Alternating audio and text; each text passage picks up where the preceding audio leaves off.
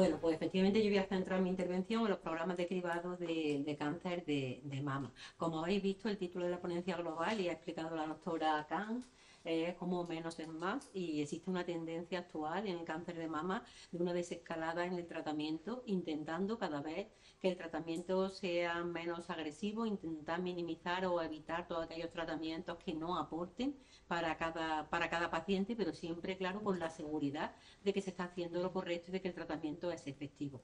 Entonces, a medida, eso es algo que nosotros estamos viendo en nuestra área, a medida que queremos aplicar tratamientos menos invasivos, más minimizamos el tratamiento, pues necesitamos estudiar mucho mejor a las mujeres, porque tenemos que tener mucha seguridad y mucha precisión de la extensión exacta de la enfermedad para que podamos aplicar en cada mujer lo necesario y no apliquemos tratamientos que a lo mejor en una mujer determinada, pues no, en una mujer determinada no aportan, ¿no?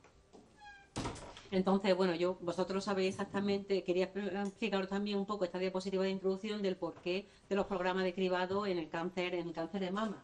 Vosotros sabéis ya de que, bueno, como el cáncer de mama es el cáncer más frecuente en la mujer y además pues va en aumento. Probablemente también está en aumento porque están aumentando pues, los programas de cribado y porque está aumentando también la concienciación sobre realizar estas pruebas y porque los métodos de diagnóstico que utilizamos cada vez son más precisos, ¿no? Pero bueno, pues se prevé, ¿no?, que durante 2024 en nuestro país se van a diagnosticar más de 36.000 cánceres de mama y bueno, pues, una gran diferencia del que le sigue en frecuencia como puede ser el cáncer de colon o el cáncer de recto, ¿no? También sabemos que a pesar de que, bueno, de esa prevalencia, de esa incidencia tan alta que tiene el cáncer de mama, pues se consigue una supervivencia muy elevada en los últimos años, superando el 86%, sobre todo cuando se diagnostica en estadios iniciales, pero a pesar de esta buena supervivencia, continúa siendo la causa más frecuente de muerte por cáncer en el sexo femenino, ¿no? Entonces, comento todo esto porque toda esta problemática, dada la frecuencia de cáncer de mama, dado que es la causa más frecuente de muerte por cáncer en la mujer y teniendo en cuenta la edad en la que ocurre, pues esta enfermedad se considera un problema de salud pública, dado que tiene un impacto muy importante, pues no solamente en el ámbito personal, sino en el ámbito laboral, social, familiar, ¿no? Una vez que tenemos un problema de salud pública, verdaderamente este problema se debe de abordar desde los sistemas de salud. Como la mayoría de cánceres de mama ocurren en mujeres que no tienen un factor de riesgo conocido para desarrollar esta enfermedad, un porcentaje muy pequeño ocurre en mujeres con una base genética, pero la mayoría de cánceres de mama ocurren en mujeres que no tienen otro factor de riesgo. De hecho, el factor de riesgo más importante para tener un cáncer de mama es ser mujer. Con lo cual, es muy difícil que podamos influir sobre estos factores para evitar el cáncer de mama. Como no se puede evitar, la medida que se lleva a cabo es una detección precoz, ¿no? De ahí que los programas poblacionales de detección precoz de cáncer de mama se basen en la realización periódica de la mamografía, intentando detectar el cáncer de mama lo antes posible, ¿no? Por tanto, consiguen una prevención secundaria, no estamos evitando la enfermedad, estamos intentando diagnosticarla lo antes posible, ¿no? Sí es verdad que todos estos programas han sido muy controvertidos, y bueno, yo creo que no ha habido programa realmente sujeto a más crítica, a más estudios, a más examen, pero a medida que han pasado los años, han realizado muchos metaanálisis de los ensayos que están de los proyectos y de los programas que están en marcha en Europa, pues se ha demostrado la efectividad de estos programas y bueno, es algo en el que ahora mismo ya pues nadie duda, todo lo contrario, tanto en nuestro país como en Europa, yo creo que se están dando pues mucha importancia y se están afianzando los programas de cribado. Como decía, se ha demostrado que disminuyen la mortalidad por cáncer de mama, pero todos hemos visto desde que empezaron los programas en nuestro país que no solamente disminuyen la mortalidad, sino que la detección que consigue de la enfermedad en estadios iniciales permiten tratamientos menos agresivos y eso tiene un impacto muy positivo en la calidad de vida de las mujeres que se diagnostican, ¿no? Y ahí es donde queremos llegar y cada vez más avanzar más, ¿no? A que tengamos cada vez lesiones más pequeñas, más sutiles y que nos beneficiemos de esto para que el tratamiento vaya acorde con esta característica de lesiones que se están diagnosticando, ¿no? Bueno, yo creo que vosotros probablemente ya habréis oído la historia, ¿no? Como en nuestro país, pues los programas empiezan en el año 90 Y bueno, pues de una forma parecida como empiezan en toda Europa, ¿no? Los programas de cribado dependen de las comunidades, porque sabéis que existe una transferencia en competencia en salud, con lo cual los programas de cribado dependen de las diferentes comunidades, ¿no? Y si es verdad, como veremos a continuación, que a pesar de que tienen una serie de características comunes, porque la marca la Comisión Europea, cada comunidad puede tener, no son estrictamente iguales los programas entre las comunidades, ¿no? Bueno, aquí un poco podemos ver el año que empezaron y el año que llegó a la cobertura total. Fijaros que a pesar de que en el año 1990 empieza en Navarra, que es una comunidad muy pequeñita, de hecho en el año 2000, 2 años después, en el 92, ya había alcanzado el 100% de cobertura de su población diana. Sin embargo, bueno, pues en el 2009 cuando ya termina de incluirse toda la población diana en algunas de las comunidades en nuestro país. Ya sabemos que hoy por hoy pues la cobertura es 100% de la población que se considera población diana, ¿no? Cuando se llegó a esta cobertura pues incluía más de 5 millones de mujeres en España y forma parte de la cartera de salud, ¿no? De la cartera de servicios públicos y bueno, está recogido en el boletín oficial del Estado, ¿no? Dicho esto, siempre me gusta distinguir un poco en lo que es un cribado poblacional de lo que es un cribado oportunista, ¿no? Un cribado poblacional, como hemos comentado, habitualmente depende de los sistemas de salud, de los servicios de salud, depende de las instituciones. Es un programa que sigue una normativa, ¿no? Habitualmente la normativa marcada por la Comisión Europea para cáncer de mama, que se planifican las actuaciones, que se monitorizan los resultados. Hay una serie de indicadores que deben de monitorizarse de forma periódica y realmente los resultados que consiguen estos programas son para toda una población, ¿no? Nosotros pretendemos, si la población diana actualmente más frecuente, la mayoría de comunidades es de 50 a 69 años, pues nosotros, incluyendo a ese grupo de mujeres en este programa, pretendemos conseguir unos resultados sobre toda la población, ni siquiera sobre las que participan o no participan, sino de forma global en toda esa población. Sin embargo, el cribado oportunista es un cribado que no está planificado, habitualmente depende de una decisión individual de una persona, de realizarse una prueba y sí que tiene resultados positivos para esa persona, pero son unos resultados individualizados, no se consiguen unos resultados sobre una población, ¿no? Y habitualmente, como no se monitorizan los resultados ni una serie de indicadores, pues tampoco se conocen los resultados de este tipo de cribados, ¿no? Nosotros yo me voy a centrar sobre todo en los cribados poblacionales. Bueno, y como decía, pues existe el grupo, como dada la trascendencia del problema, ya la propia Comisión Europea decidió establecer un grupo de trabajo para establecer una serie de normativas de cómo se debía llevar a cabo todas las actuaciones relacionadas con el diagnóstico y el tratamiento del cáncer de mama en los países miembros y elaboró una serie de guías, ¿no? Tenemos unas guías para el cribado de cáncer de mama y también para el diagnóstico, otras guías para el tratamiento y actualmente está elaborando unas guías que van a permitir la acreditación de los centros que se dedican al diagnóstico y al cribado de cáncer de mama en Europa para esos centros que quieran acreditarse bajo este paraguas de la Comisión Europea, ¿no? Entonces, bueno, estas guías tienen, bueno, toda cada una de las partes y de los pasos del programa realmente contempla la normativa y cómo deben de organizarse, ¿no?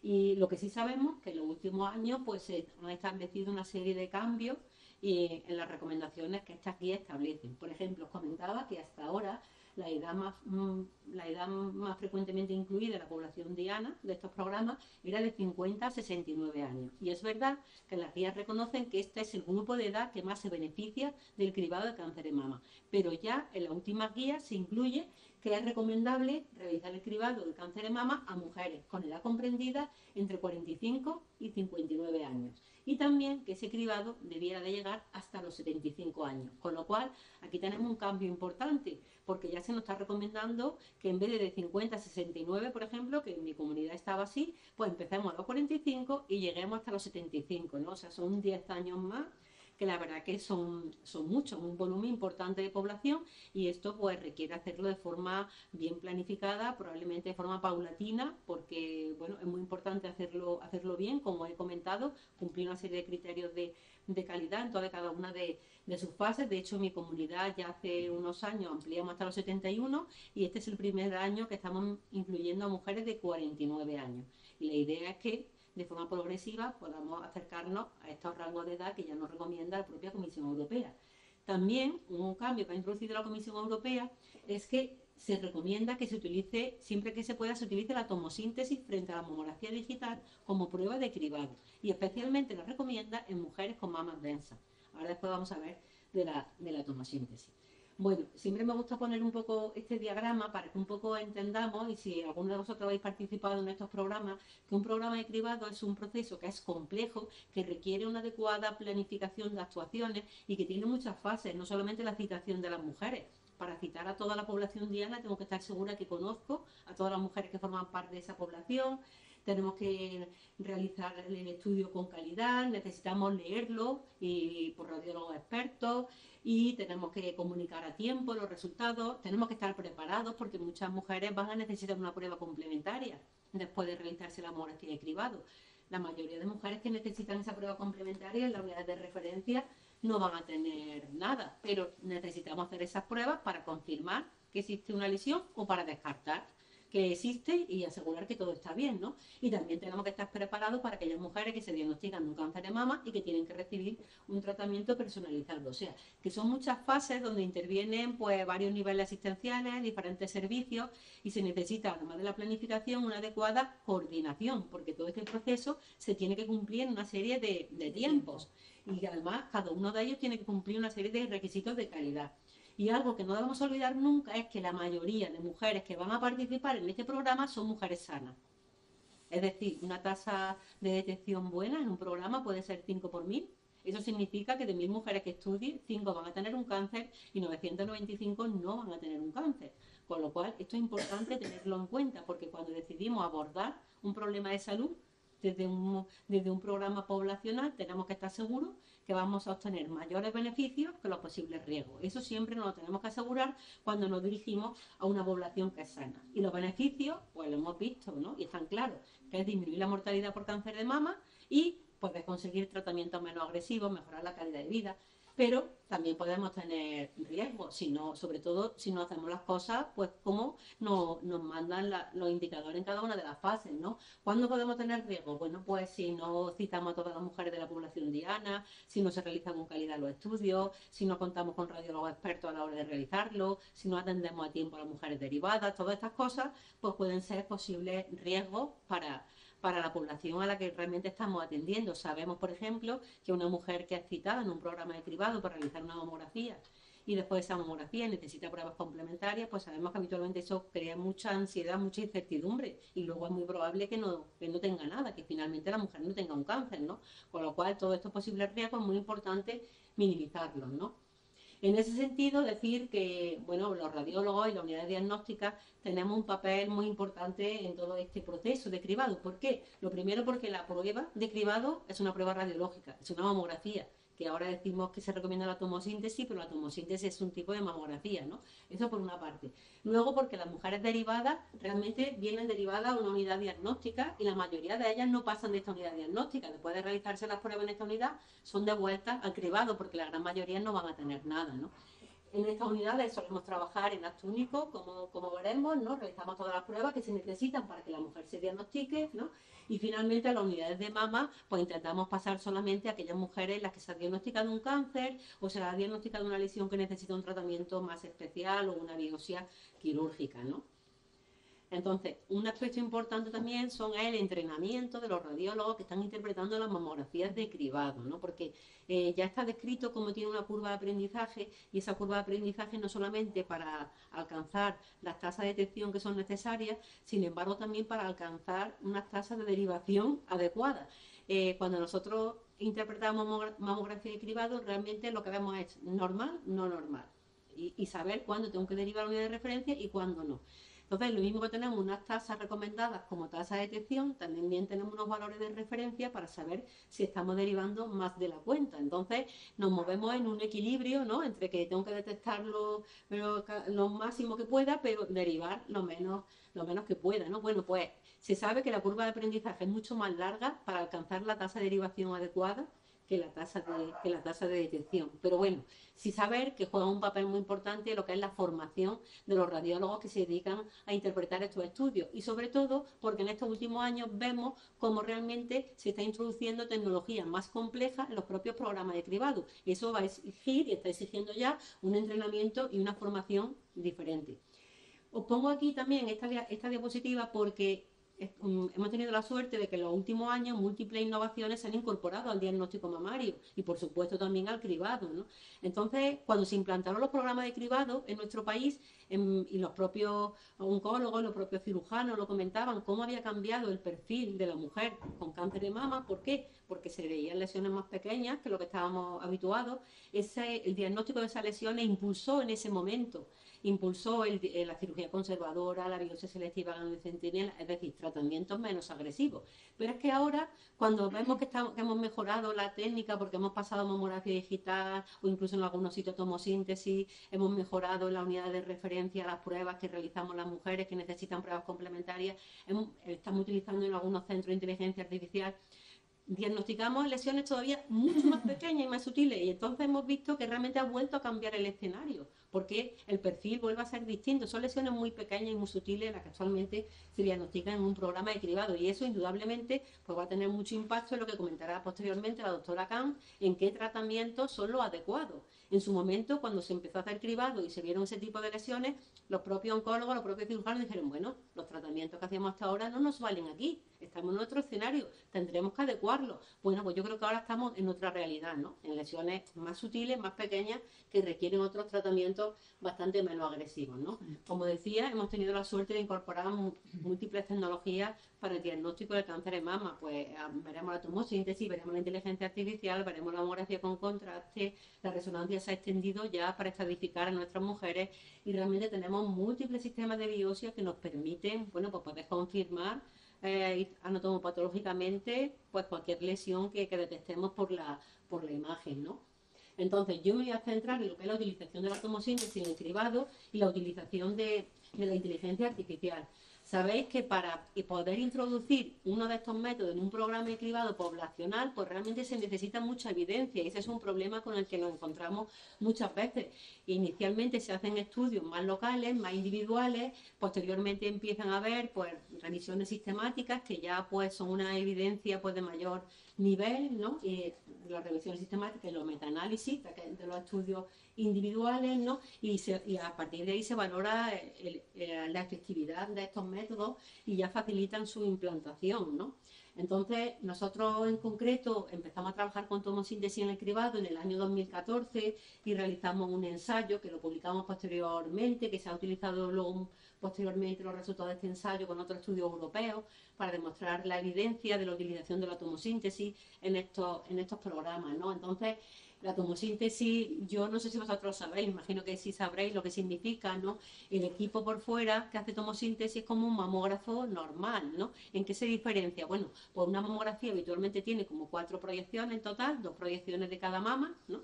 Y sin embargo la tomosíntesis lo que nos permite de cada proyección es una imagen por cada milímetro de grosor. Es decir, si una mama comprimida mide 5 centímetros, pues yo tendré 50 imágenes, cada una de 1 milímetro de ese, ¿no? Entonces el equipo funciona también un poco diferente, ¿no? Porque tiene que hacer una angulación para obtener esas imágenes planares y da una sensación como de una imagen en 3D.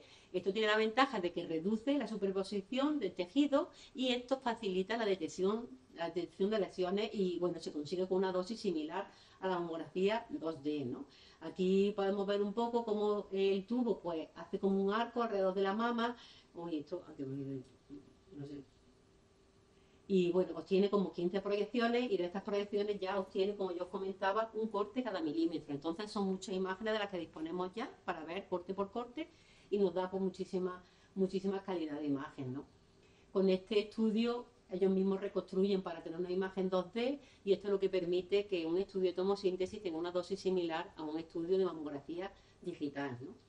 Entonces, bueno, es verdad que aquí a vosotros costará más, pero la imagen de la izquierda, por ejemplo, que es la misma, pero mamografía digital, y la derecha, pues ya la imagen sintetizada de un estudio de tomosíntesis, pues fijaros cómo la imagen de la derecha, pues se visualiza mejor pues una lesión especulada a nivel central en la mama. Como decía, la capacidad de detectar de la tomosíntesis es superior a la de la mamografía digital, ¿no?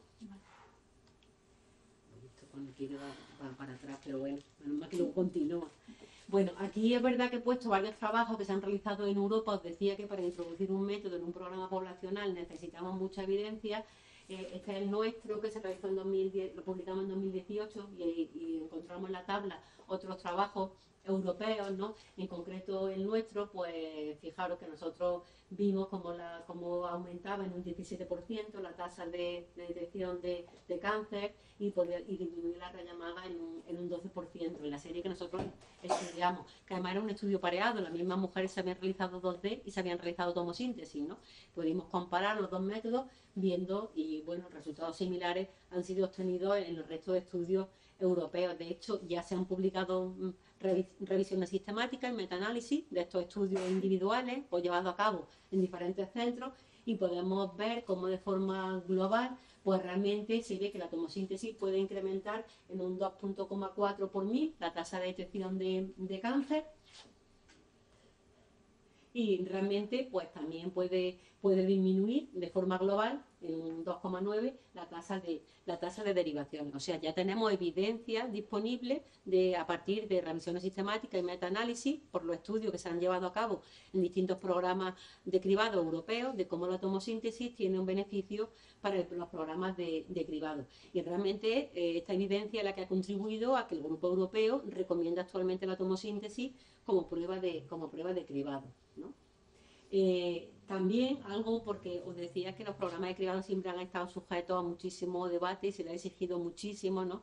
Cuando empezamos a decir que la tomosíntesis tenía mejor resultado en cuanto a tasa de detección, en cuanto a tasa de derivación, pues también pidieron ver qué impacto podía tener la tomosíntesis en la tasa de carcinomas de intervalo, ¿no? Me imagino que a lo mejor ese es un término que puede resultar más difícil, ¿no? Se denomina un cáncer de intervalo aquel que se diagnostica entre dos mamografías de cribado, como un poco para que lo entendáis. Es decir, una mujer está participando en un programa, a lo mejor se ha hecho una mamografía hace 8 meses y antes que la llamen a la siguiente vuelta, a lo mejor se nota un nódulo, se puede notar otra sintomatología, se realiza un estudio y se diagnostica un cáncer, ¿no?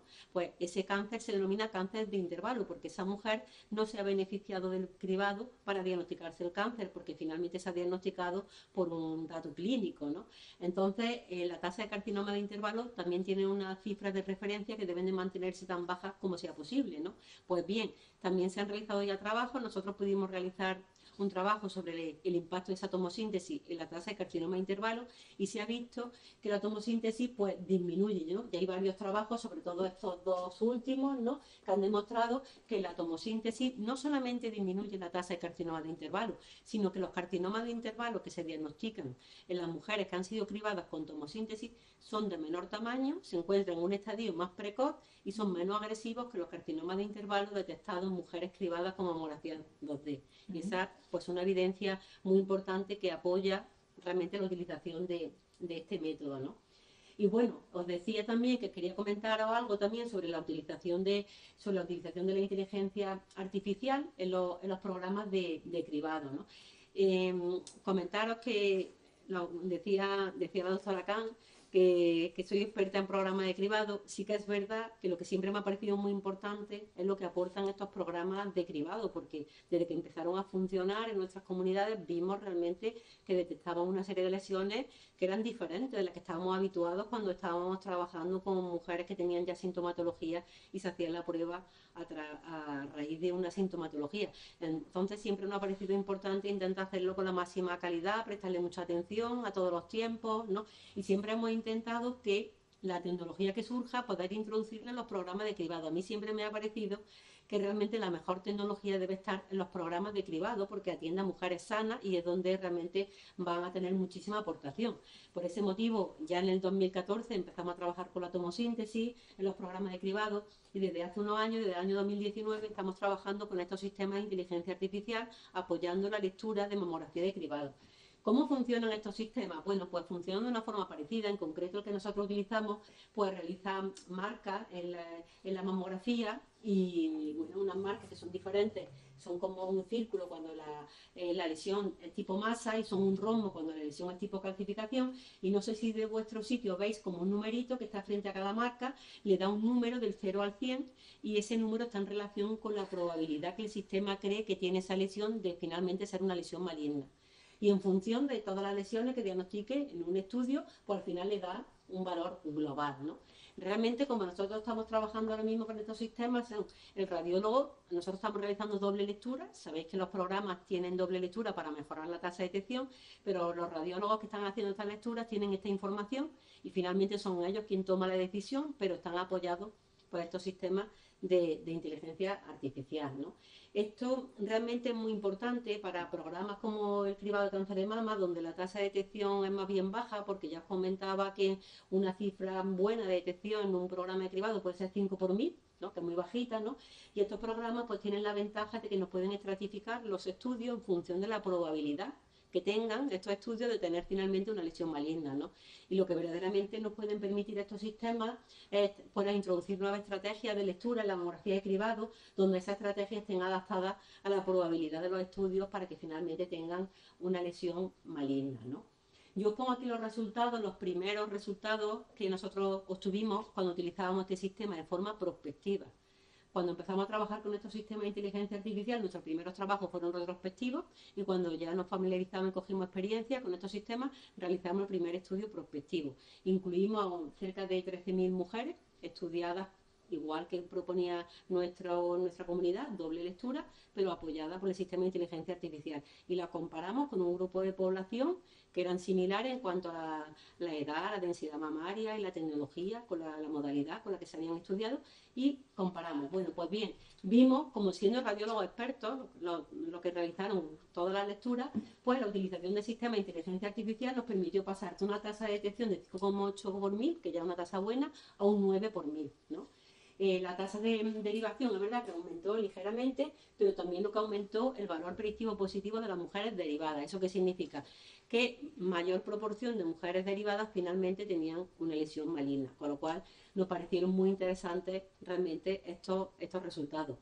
Aquí os voy a intentar poner, bueno, deciros que también se han publicado ya los resultados prospectivos de dos programas europeos de cribado que han utilizado también estos sistemas de inteligencia artificial, el MASAI, que es muy conocido, ¿no? Y otro también realizado en Suecia, con el primero en MASAI con 80.000 mujeres y este con 50.000 mujeres, y obtienen unos resultados muy parecidos de cómo estos sistemas mejoran la tasa de detección, pueden disminuir la carga de trabajo que suponen los programas de cribado, que son muy importantes cuando estos programas se enfrentan a un aumento importante en el rango de edad al que van dirigidos, ¿no? Y lo importante es que todos estos estudios hemos conseguido unos resultados muy parecidos utilizando marcas de mamografía diferentes y sistemas de inteligencia artificial diferentes, con lo cual yo creo que eso le da pues más validez a todos estos resultados, ¿no?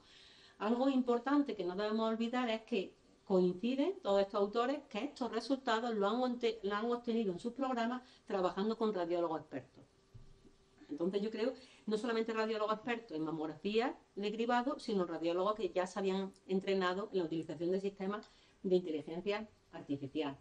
Bueno, nosotros estamos ahora terminando otro ensayo muy importante que incluye más de 30.000 mujeres, ¿no? Con la utilización de este sistema. Y bueno, no quiero detenerme mucho en esto, pero sí que es verdad que consiguiendo una reducción importante en la carga de trabajo, superior al 60%, pues conseguimos en la lectura apoyada por sistemas de inteligencia artificial mejorar de forma significativa la tasa de detección. De hecho, en los dos ejemplos de programas europeos que yo he comentado que ya han publicado sus resultados de la utilización de estos sistemas de inteligencia artificial, lo consideraron en su propio país y su sistema de salud lo consideró tan contundente que a partir de ese ensayo siguió instaurado el sistema de inteligencia artificial en su programa de cribado, ¿no? Bueno, quiero poner un poco un ejemplo para que podáis ver. Esta es una mamografía, son las dos proyecciones cranocaudales y las dos proyecciones oblicuas. Y bueno, es complejo a lo mejor verlo de vuestro sitio, pero bueno, el sistema de inteligencia artificial, fijaros que detectó una lesión en las dos proyecciones que si volvemos aquí, pues se correspondería a esta zona, ¿ves? Y aquí, a esta zona. Y bueno, esta mujer fue derivada a la unidad de referencia, se encontraba en un riesgo elevado, ¿no? Y bueno, esta es una mamografía con contraste, que es otra prueba que se está haciendo. Y fijaros que esta prueba pues también nos da una información muy importante cuando es derivada la mujer, porque nos asegura que tenemos una lesión que es maligna y es una lesión mal delimitada, que es muy pequeña, que no llega a centímetros, que no tiene más lesiones en esta mama, que no tiene lesiones en la mama contralateral. Eso es una información muy importante a la hora de planificar el tratamiento y bueno, pues como comentará la doctora Khan, se puede reducir de forma importante realmente la morbilidad de los tratamientos realizados. Fijaros, esta es la ecografía que se realizó a esta misma mujer y esta es la resonancia, ¿no? Pues utilizando estos métodos de imagen tenemos muchísima seguridad para poder transmitirle a nuestros compañeros, los cirujanos y a los oncólogos, ¿vale? Tenemos una lesión, pero es una lesión pequeña que no llega al centímetro y fijaros, esta mujer en concreto se trató con cirugía conservadora, radioterapia intraoperatoria y biopsia selectiva en el centinela. O sea, prácticamente en el quirófano ese mismo acto se hizo todo el tratamiento, ¿no? Entonces, bueno, pues son pasos que se pueden ir dando. Algo que hemos comprobado también con estos sistemas, que es muy importante y no nos imaginábamos hasta que fuéramos a utilizarlos, ¿no? Es que realmente son una herramienta de aprendizaje muy, muy, muy importante, porque es como si el radiólogo le prestasen otros dos ojos que ven un poco diferente.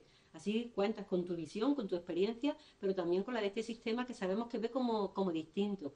Y cuando realmente el radiólogo que tiene experiencia está viendo esa mamografía de cribado, está atendiendo a la mujer en la unidad de referencia y ve cómo esas lesiones tan sutiles que ha marcado el sistema finalmente son una lesión maligna, pues realmente tu aprendizaje, los sistemas van aprendiendo, pero los radiólogos utilizan estos sistemas también.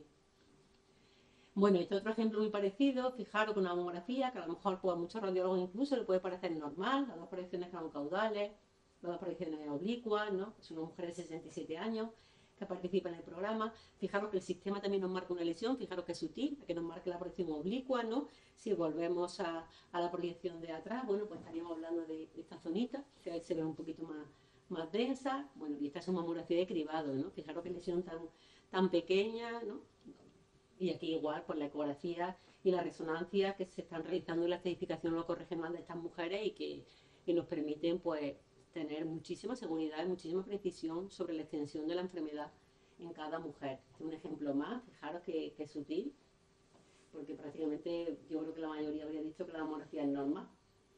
Pero bueno, el sistema de la marca como elevada. Además, este sistema trabaja tanto en mamografía 2D como en tomosíntesis.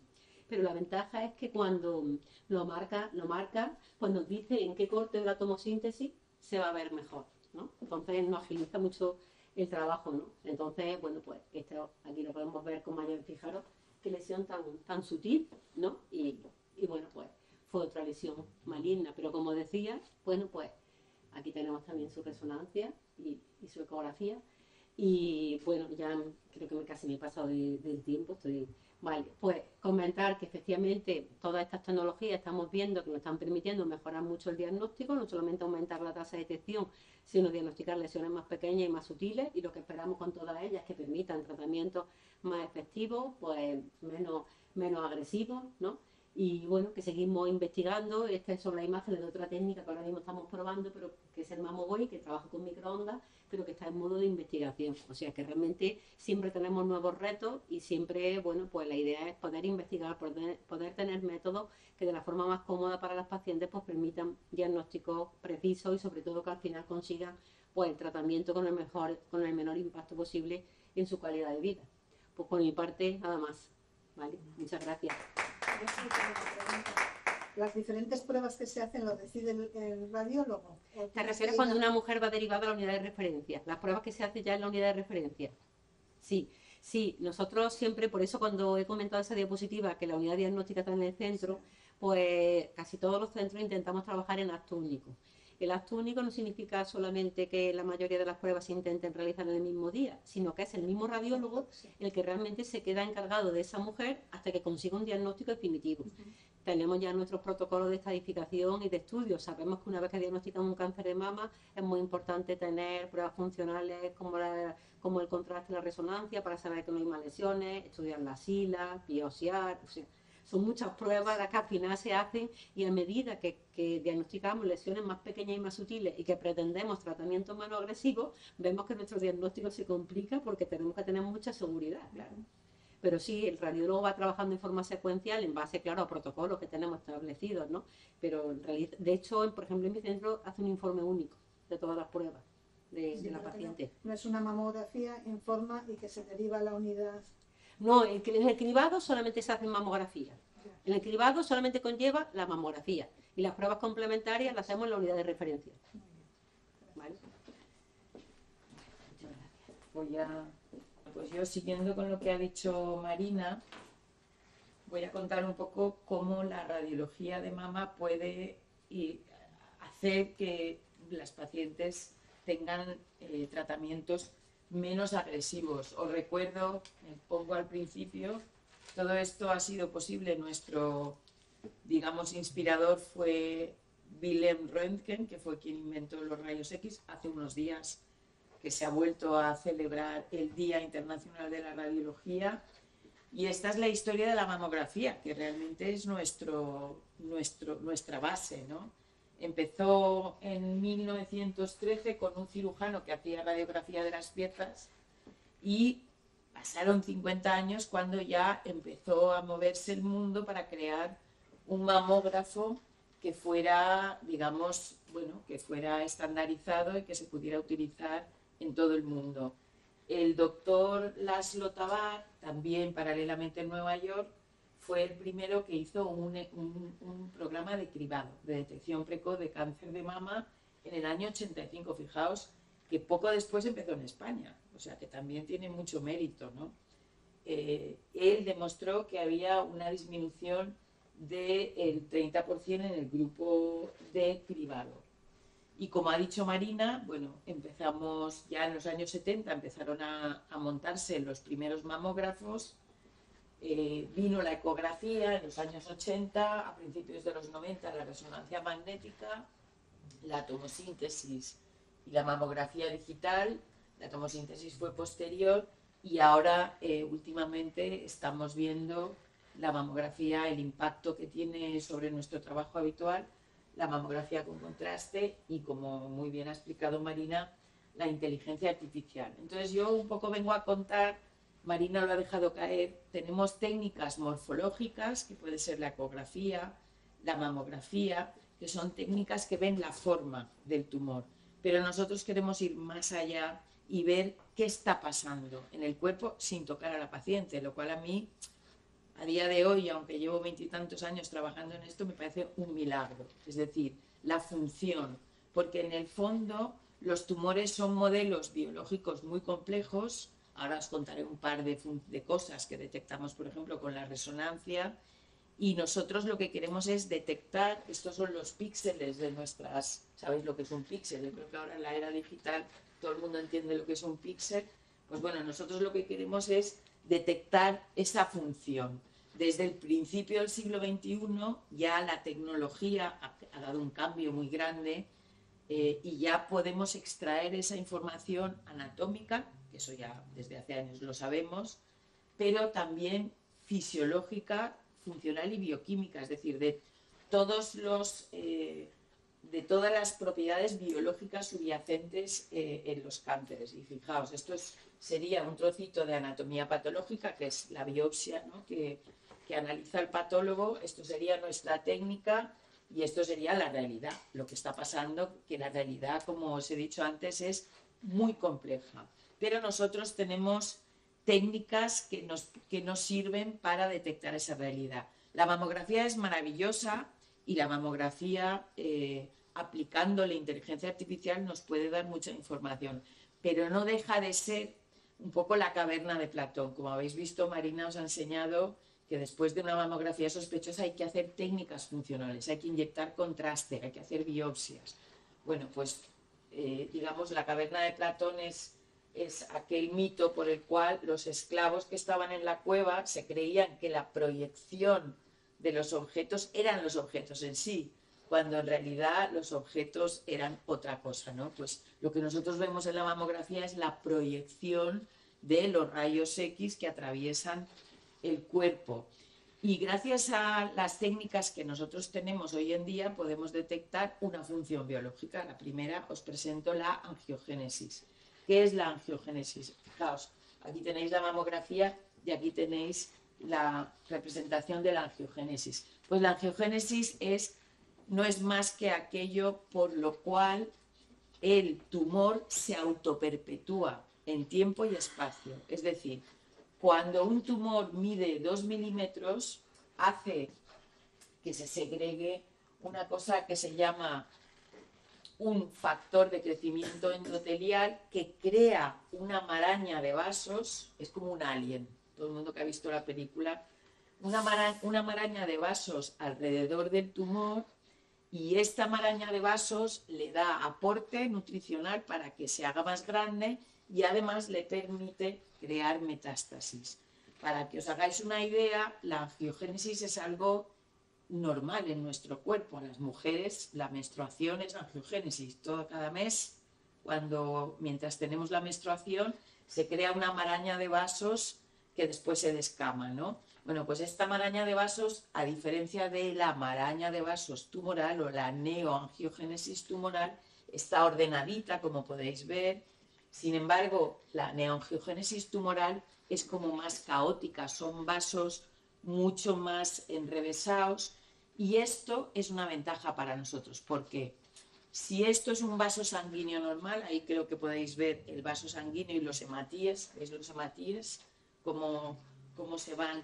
Pues bueno, en un vaso de neoangiogénesis, en un vaso de estos que hay alrededor de un tumor, hay como unas ventanitas aquí y aquí y aquí, a través de las cuales cuando nosotros inyectamos el contraste, se escapa el contraste. ¿Esto qué quiere decir? Que lo primero que ves es el tumor. Y nos aprovechamos de esto con técnicas como la mamografía con contraste o la resonancia para detectar ese tumor. Fijaos, yo aquí inyecto contraste y ¿qué es lo primero que hemos visto? El tumor. Después ya se rellena de contraste el resto, pero veis, en las primeras, digamos, secuencias, lo llamamos nosotros, puedes ver perfectamente y delimitar y detectar ese tumor. A principios de los 2000, que fue cuando yo empecé a hacer resonancia en todas mis pacientes con cáncer, y os digo que, como ha comentado Marina, en España, al contrario que en el resto del mundo, y eso es así, casi el 90% de las pacientes que tienen un cáncer de mama les hacen una resonancia, y eso ha sido gracias a que llevamos muchos años luchando para que nuestros compañeros cirujanos, oncólogos, radioterapeutas entiendan lo importante que es saber la extensión del tumor, y ahora veis por qué es tan importante. Fijaos, estas son las mamografías que teníamos antes de la mamografía digital. Y en aquella época conseguíamos imágenes de resonancia que no son despreciables. Esta es la misma paciente, que donde se veía muy bien, ¿veis? Gracias a la angiogénesis, está muy pixelada la imagen, pero gracias a la angiogénesis se ve la distribución de ese tumor. Es muy difícil operar a esta paciente sin dejarte tumor atrás, pero es mucho más fácil cuando tienes esta información, ¿no? Y ahí radica el valor de la resonancia. Ahora es esto. Ahora ya tenemos imágenes mucho más precisas que pueden orientar a todos, al radiólogo, al patólogo, al cirujano, de cómo está el tumor. La mamografía con contraste ya os la ha introducido Marina. Tenemos, hay varios equipos distintos, y la ventaja que tenemos es, pues aquí, por ejemplo, esto es uno de nuestros primeros casos. Nosotros la tenemos implantada desde hace casi 5 años ya. 5 años ha pasado en varios de nuestros hospitales. Aquí tenemos unas microcalcificaciones, que son unas lesiones que de entrada siempre nos preocupan y necesitamos biopsiar. Cuando uno inyecta contraste, ve no solo que hay una captación, podéis ver que hay una diferencia, que hay como una bola blanca ahí donde las microcalcificaciones, lo cual te indica que, ojo, algo hay.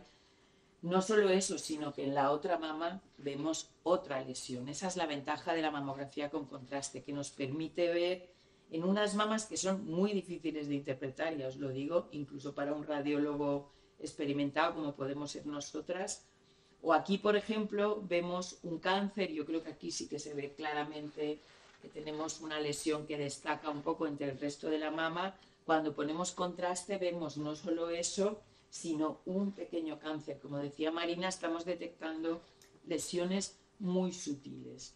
Esto ya lo ha comentado Marina, estas son las cifras del cáncer en España, están aumentando lamentablemente y por ello pues tenemos que actuar porque pues, es un problema de salud muy importante. Y como dice la doctora Christiane Kuhl, que es una radióloga de Alemania, que es una de las personas a quienes nosotras más admiramos y es una persona que de alguna manera está luchando mucho para que la radiología de la mama tenga su papel y sobre todo para que se utilice la resonancia, porque, repito, solo en España, pero ni en Alemania, ni en Inglaterra, probablemente más en Italia, más en Francia, pero hay muchos países donde no se utiliza la resonancia de mama para ver la extensión de un tumor. Bien, como veis, por estas cifras que os hemos enseñado, el problema, vale, es un problema sobre diagnosticar, porque eso crea ansiedad en la paciente y porque a veces hay más tratamiento del que debería haber, pero sigue habiendo un problema de detección, porque hay cada vez hay más cáncer. Necesitamos métodos funcionales, que son los que os he comentado, además de los morfológicos de toda la vida. Y el tratamiento del cáncer de mama ya lo es, debe ser guiado por imagen. Y la hipótesis que yo planteo en esta charla es: el tratamiento guiado por imagen puede facilitar que se trate a la paciente de una manera más personalizada. Es lo que se llama la medicina de precisión, pero no solo más personalizada, sino menos invasiva. Y os voy a contar todos los escenarios en los cuales ya está pasando. Es verdad que muchos son proyectos de investigación que están en marcha, pero es para que veáis la importancia de utilizar la técnica precisa en el momento preciso. Fijaos, podemos omitir cirugía innecesaria. ¿Y esto qué quiere decir? Quiere decir que el 40%, esto es el profesor Tibor Tóth, un patólogo, realmente él es húngaro, húngaro, pero ha trabajado toda su vida en Suecia con el doctor Laszlo Tabar, que fue el primero que creó el programa de cribado en Europa. Y él lo que define es que hay 3 tipos de distribución del cáncer. ¿Cómo se distribuye el cáncer en una mama? Unifocal, esos son 40%, y el resto son o multifocales, varios foquitos, o difusos, como una cosa como más grande, ¿no? Vamos a centrarnos en la morfología unifocal. Nosotros desde hace ya más de 2 años, aquí están nuestros hospitales, estamos participando en un estudio que consiste en ver si estos cánceres unifocales se confirma por resonancia que no hay nada más y que verdaderamente es unifocal, menos de 1,5 cm, lo que estamos haciendo es hacer una biopsia asistida por vacío, son unas agujas más gordas de lo habitual, extraer ese cáncer y después se operan las pacientes. Si el estudio es favorable, en el futuro vendrá la paciente, tendrá un cáncer unifocal, se confirmará que es un cáncer y se dirá, pues vale, venga la semana que viene y le quitaremos el cáncer percutáneamente. ¿No es maravilloso? Yo creo que es una noticia, una muy buena noticia.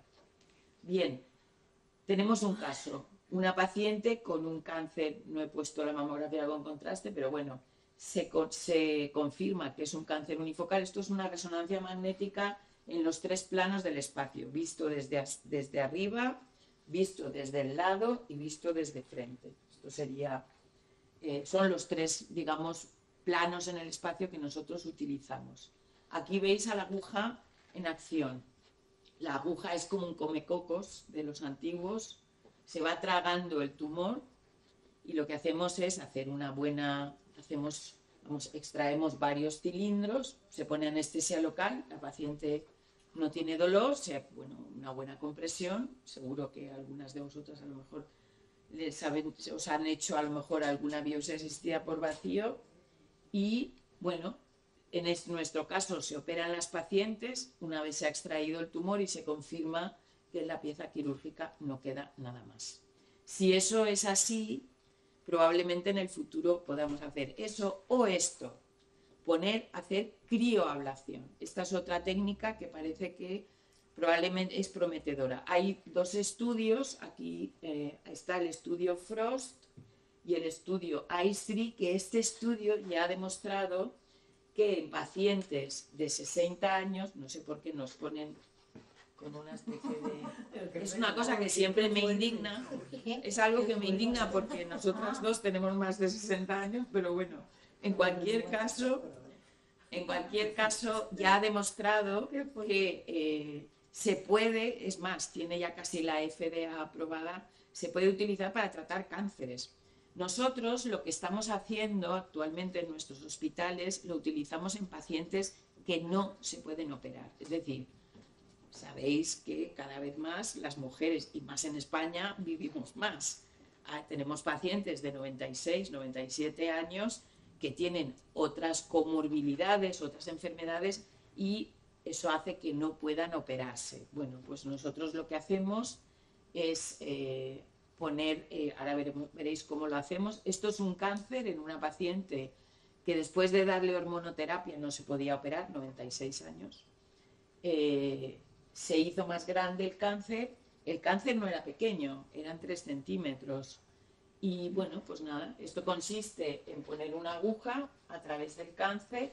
Esta aguja se pone en el centro del cáncer y va creando una bola de hielo, se congela a menos 20 grados bajo cero, y esto es la paciente a los 3 y a los 7 meses. No había tumor residual.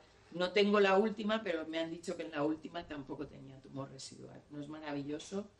Pensad que estas pacientes, si tienen si se les ulcera el tumor, si no se pueden operar, se les puede ulcerar, se les puede sobreinfectar, venga urgencias, urgencia va, urgencia viene. O sea que esto es un problema de salud que nos estamos encontrando.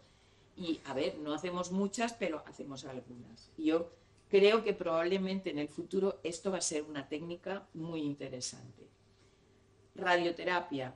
Normalmente la radioterapia está indicada en pacientes que se intervienen con cirugía conservadora. Se puede hacer en sitios muy avanzados, como en Córdoba se hace en el quirófano, con lo cual la paciente no tiene que volver a las sesiones de radioterapia. En otros sitios ya se está haciendo alta tasa, o sea, son 5 sesiones en vez de 5 semanas. Pero en cualquier caso, los datos que avalan esta técnica se basan en mamografías de los años 90. Es decir, por aquello de me estoy dejando tumores, acordaos, el 40% de los cánceres son unifocales, pero por aquello de me estoy dejando tumor alrededor se hace la radioterapia. O sea, se opera a la paciente y se hace la radioterapia. Entonces, la resonancia magnética es la técnica más sensible para detectar no solo el cáncer, sino las satélites alrededor. La hipótesis es que si la resonancia detecta mejor qué pacientes tengan focos alrededor del tumor, también detecta qué pacientes solo tienen un foco, con lo cual podemos beneficiarnos de esta técnica para no irradiar a las pacientes. Y esto es lo que han hecho este grupo de australianos, que ya empezaron el año 2011. Lo que hicieron fue, este es el estudio Prospect, que se llama. Una paciente que tiene una lesión en la mama. Es unifocal, realmente es una lesión, ¿vale? Pues vamos a hacer una resonancia y ver si efectivamente es unifocal. Si es unifocal, si mide menos de 2 centímetros y cumple una serie de características, entonces no se hace radioterapia, se le ofreció a las pacientes. Si resulta que tiene más de un foco, pues sí, se va a hacer cirugía y después radioterapia. ¿Y cuáles fueron los resultados? Pues bueno, esto es lo que publicaron en el Lancet Oncology, que es una de las revistas más prestigiosas en el mundo de la oncología, y traducido al castellano, las recidivas esperadas en las pacientes que publicaron, que eran 100 pacientes con un seguimiento medio mínimo de 5 años, las recidivas eran del 2,5%. Por les tocaba por tiempo de seguimiento, ¿no?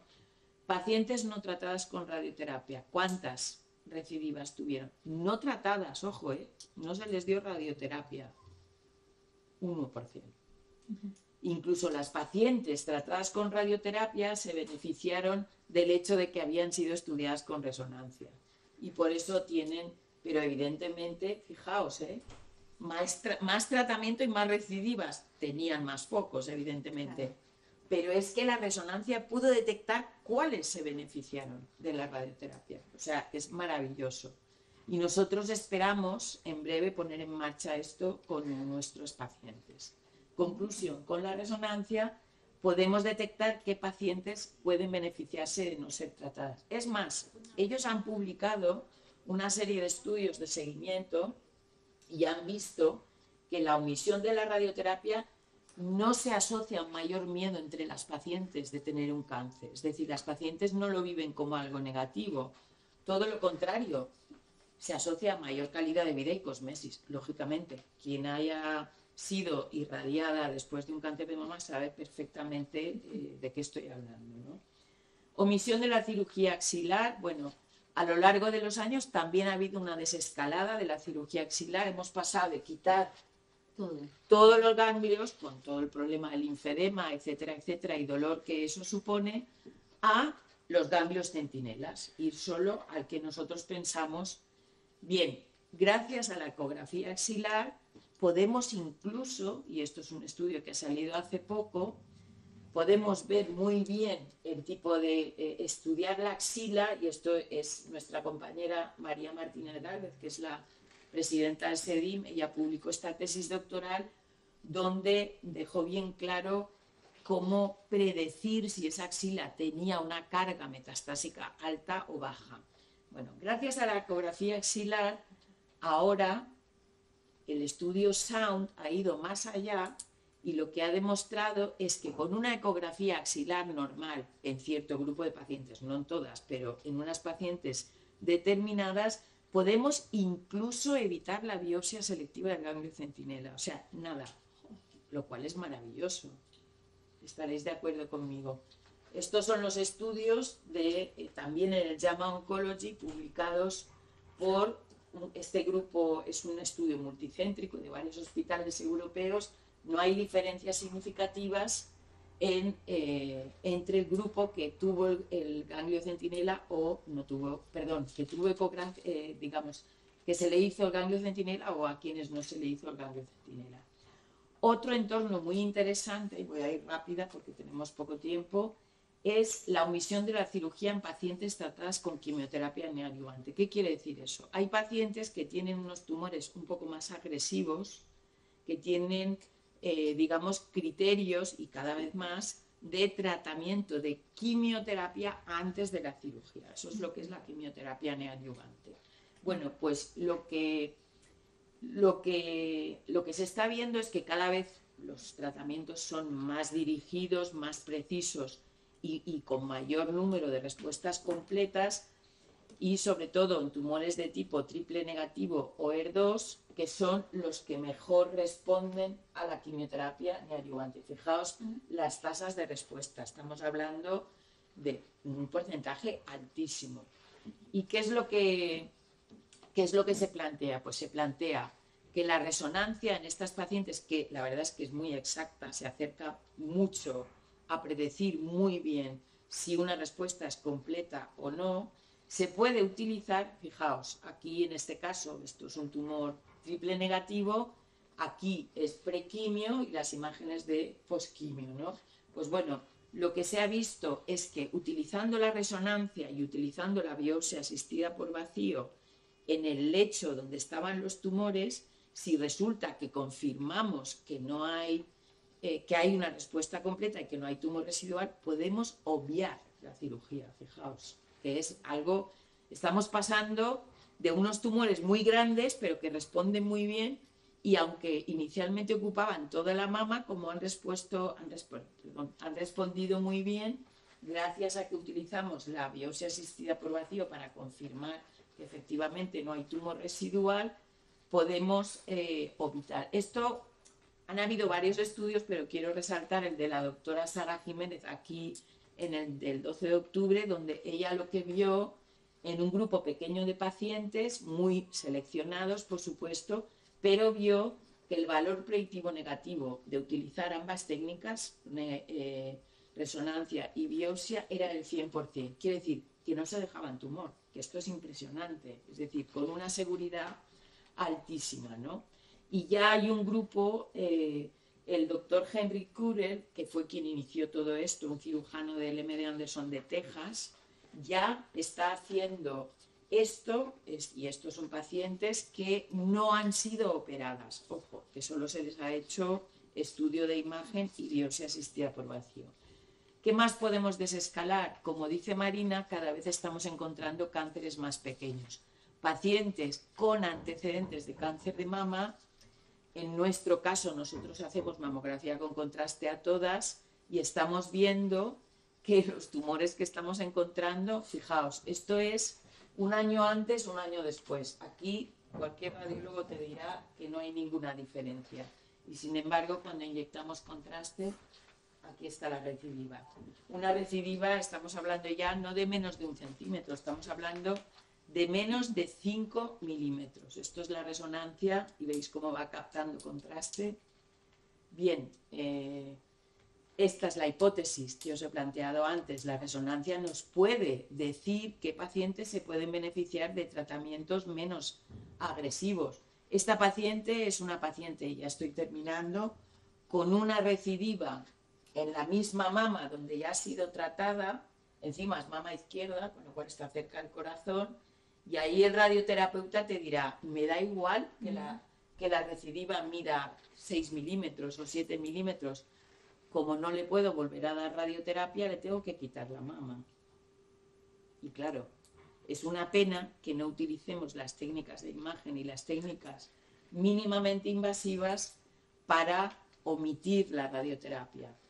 No solo eso, no solo omitir la radioterapia, sino fijaos qué recidiva en la mama contralateral, 4 milímetros de recidiva. Eso es lo que estamos detectando.